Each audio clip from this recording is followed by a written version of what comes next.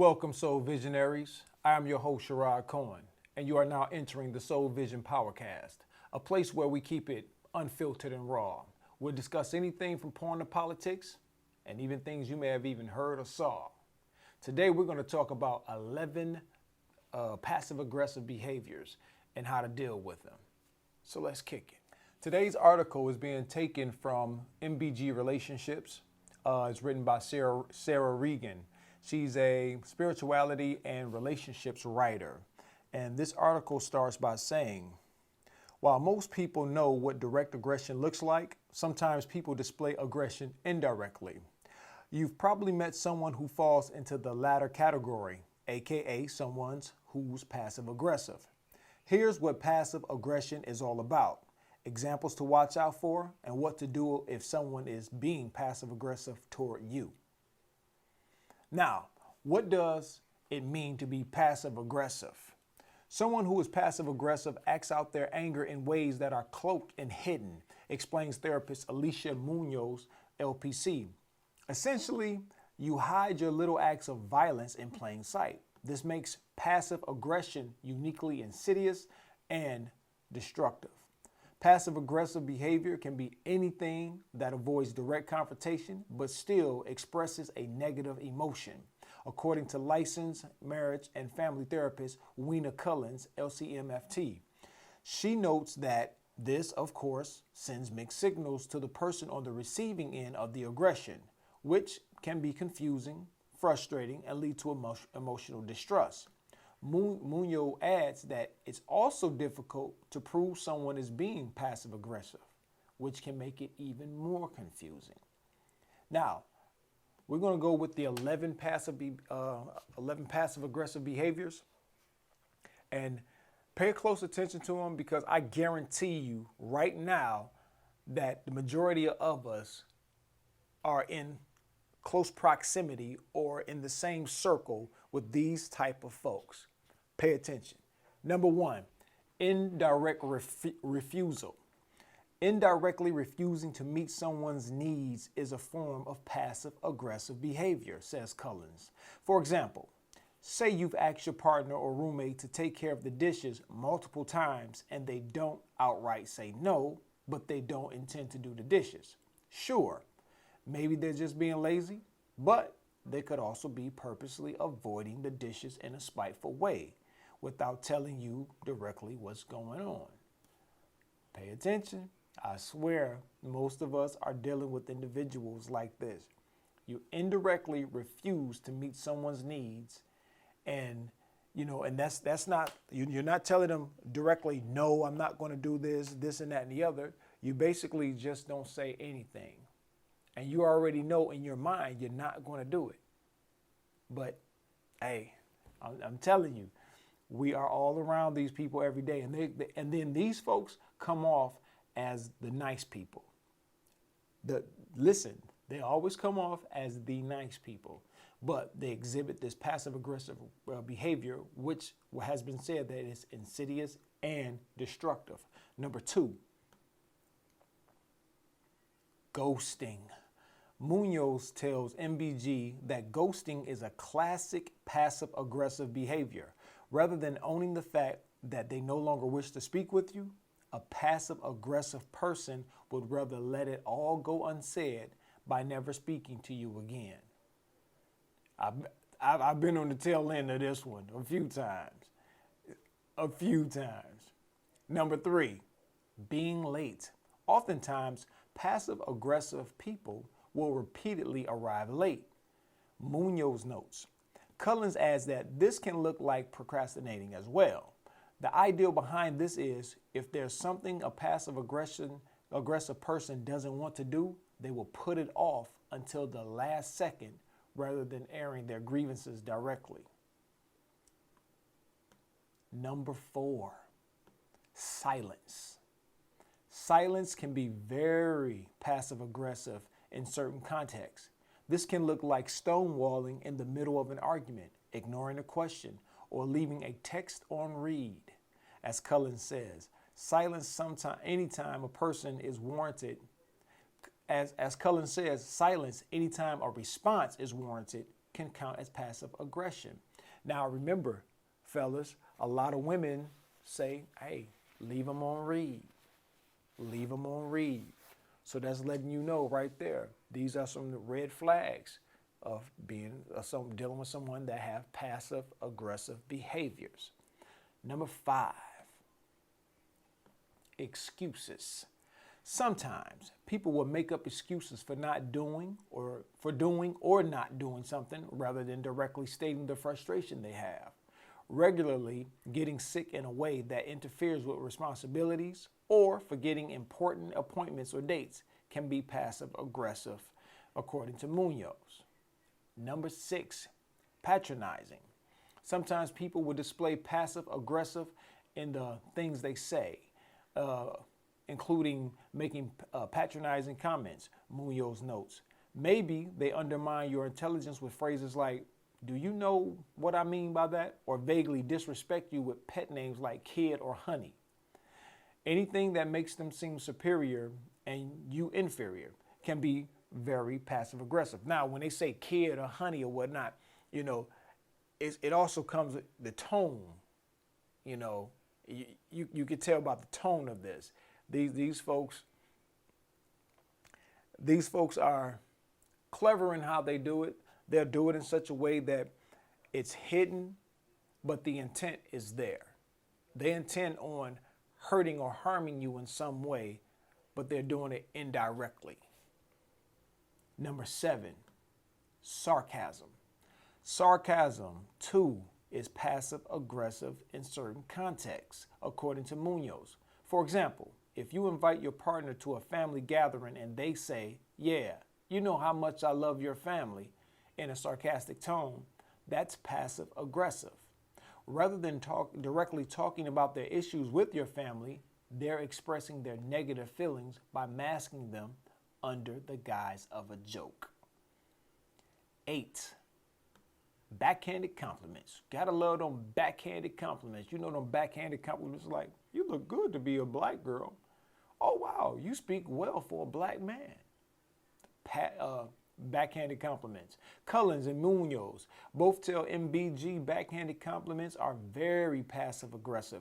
Think statements like, I'm impressed, you acted civilized all night. Or, wow, your outfit is actually really cute today. This behavior can also be considered negging, which is actually a form of manipulation. Now, negging, what the hell is negging, we say? And when I pull up that article, what is negging? How to recognize this form of emotional manipulation. We're going to talk about this one too. You know, we're going to discuss what is negging, but I'm going to give you a definition of it real quick. Negging is a form of emotional manipulation that is carried out through backhanded compliments and insults disguised as constructive criticisms. So we're gonna talk about negging, but right now it's all about the passive aggressive individuals out there that's on some bullshit. You know what I mean? Because they are those that come off real. They'll be sweet. They'll be nice. They'll act like, you know, hey, they're all in it to win it. They want everything the best for you. But then you'll find out who they really are when you have a disagreement with them, or just pay close attention. Number 9, unsolicited opinions or advice. According to Munoz, unsolicited opinions around personal topics can be passive aggressive. Similar to patronizing comments, maybe they say something like, I'd focus on losing a few pounds if I were you. Or, you've been looking really tired lately. You should get more sleep. Number 10, contemptuous comments. Vaguely contemptuous comments of all kinds, aka anything that comes off disrespectful, can be passive aggressive. For example, Munoz says maybe you cook someone a nice meal and they give you a faint praise like, good meal, it was edible. Ooh, wow. And then they said 10 signs of communication issues from a psychologist. And that was under the that was under contemptuous comments. So 10 signs of communication issues in a relationship. So that itself. So these are all, they all go hand in hand. So the contemptuous comments we're going to discuss later on in an upcoming podcast as well. And then last but not least, negative body language. Last but not least, Cullen notes body language can be passive aggressive too. Maybe they're pouting, crossing their arms, or rolling their eyes. Instead of saying outright what's bothering them, really, any behavior that expresses negative feelings without directly stating them is passive aggressive, she says. And we see that we see it all day long. Eye rolling, arms crossed, and I guarantee you, each and every one of us has dealt with or deals with this type of person on a regular basis, or they're in our circle. They're in our inner circle. We all have that one individual that's very passive aggressive towards us. Now, they're going to answer, where does that come from? Where does passive aggressive behavior originate? So why are people passive aggressive? According to somatic psychologist and author of Reclaiming Pleasure, Holly Richmond, it can stem from being taught to people please and avoid conflicts. Often in childhood, they learned that conflict wouldn't get them what they wanted, so they had to present it in a nice way and be subversive about getting their needs met, she explains. As Munoz adds, it can also result from being out of touch with your own anger because you judge it, dislike it, or fear it. You can accept your own anger and take responsibility for it, she notes. It leaks out through your actions, words, and body language. Often it develops when people believe they need to control, hide, disguise, or deny their anger in order to preserve their relationships with others, she says. And like I said, a lot of times that's going to come across as the overly nice motherfucker that supposedly doesn't. You know what? It's those motherfuckers that always talk about positive energy. I'm just trying to keep it positive. Positive.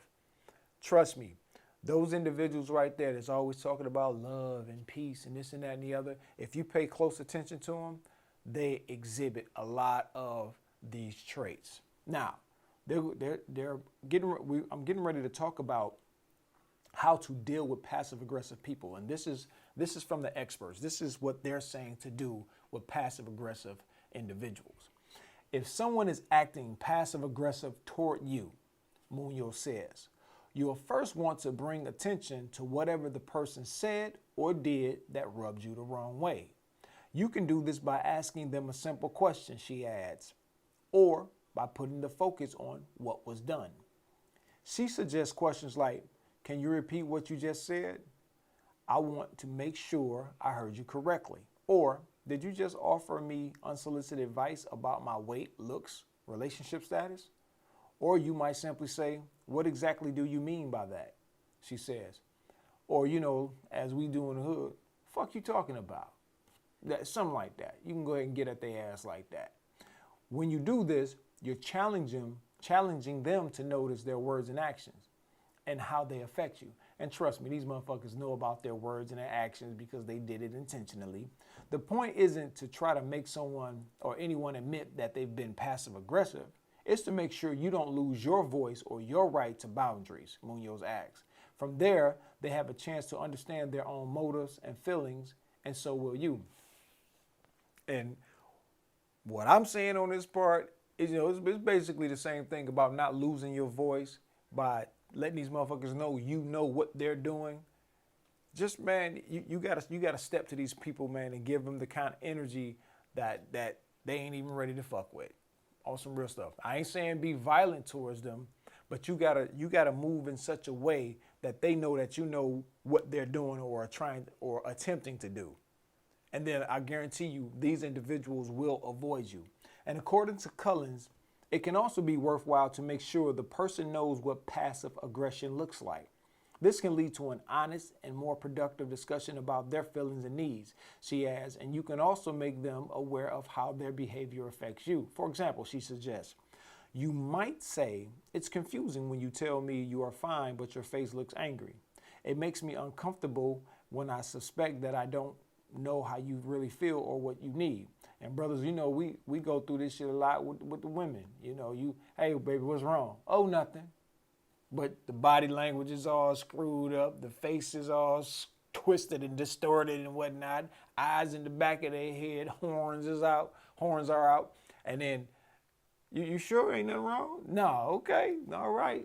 I just leave it there. You know, you tell me everything is fine, I'm going to take everything is fine and I'm going to move on. But don't come back 1-2 days later talking about, can we talk about that shit? It's all done right there. That's just me, bro. I ain't telling y'all to do that. That's just me. Now, the bottom line is, it's confusing. Oh, hold on, lost my space. Bottom line is, it's confusing and frustrating to be on the receiving end of passive aggression. And at the end of the day, healthy relationships, romantic or not, are all about open and honest communication. When it happens, don't be afraid to call it out. And if it continues with no sign of improvement, they're probably not someone you want in your life. Man, that's just it in a nutshell. We all have them in our inner circle, and maybe we need to boot them out our inner circle. If you're dealing with them business-wise, and it's affecting you in a way that, you know, it's stressing you out, or, you know, it's fucking with your productivity, or it's killing your bottom line, you got to start we have to start getting rid of people. We have to start noticing things about folks and what they're doing and what they're saying to us, whether indirectly or directly, and we have to handle that shit right off. You know, you got, where there's smoke, there's fire. You got to put that fire out. These people, especially if you let them go with it over time, man, they'll do that shit day in and day out. And they'll affect you to the point where everything around you everything around you starts to fall apart. You know what I'm saying? You can't allow anybody to fuck with you mentally up here, because, you know, just like any good champion, a champion knows, if I get into the head of my opponent, I usually win. Once you take this from an individual, the body follows. And if you let a person get into your head, stress you out, your body will show signs of that stress. So, you know what you got to do from here on out. You know who's in your circle right now that exhibits these behaviors. And if you don't know what they are, I am going to read over just what they are, and then you go handle these folks. Not violently. Handle them in a manner that is advantageous for you. Number 1, we got indirect refusal. Number 2 is ghosting. Number 3, being late. Number 4, silence. Number 5, excuses. Number 6, they're patronizing. Number 7, they exhibit sarcasm. 8, they come with those backhanded fucking compliments. Number 9, unsolicited opinions or advice. Shit you ain't even asked they asked for, but they feel like they have the authority to tell you what the fuck they think or feel about you. Man, kick them folks out. Number 10, contemptuous comments. You know, like I said, vague comments, of all kinds. Just, man, when you witness that disrespect, man, cut that shit off, man. Don't let nobody fuck up your day. And number 11, negative body language. If you see somebody with the arms crossed or them leaning to the side, lips twisted, eyes rolling the back of their head, you know, if you see them fake eyebrows all high up and shit, or you see them fake eyelashes, you know, trying to lift up and turn into claws and shit, man, leave them folks alone, man. You know what? I'd like to thank y'all, though, for rocking with me, listening to the podcast. I hope each one of you all watched the video, liked it, subscribe, and share the content. You know, we're trying to grow this Soul Vision community. This is a community where, you know, we can all just sit and be open We can have open conversations. That we try not to hide anything. It's like, even the uncomfortable the uncomfortable conversations, we try to have them because, how can our community grow? How can we uplift? How can we empower each other if we're afraid to discuss what's going on in our community? I like to thank y'all. Like it, subscribe, share it, and hit the notification bell so anytime I drop new content, you'll be notified. Thank you.